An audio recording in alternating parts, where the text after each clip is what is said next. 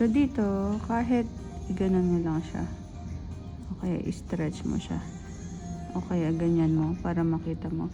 Gusto mo linyahan pa natin ganun? Kasi wala siyang shape. Meron din naman, pero gusto ko lang ipakita sa'yo kung paano.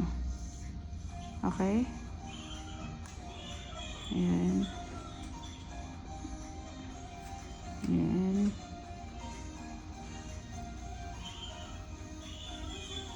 Ganun.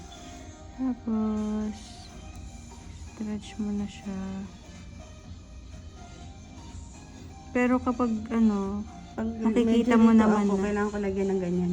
yes, or kung nakikita mo na, kahit wag na, idiretso mo na ganun. Pero kung kaya mo Para na, mas magandang may guide, no?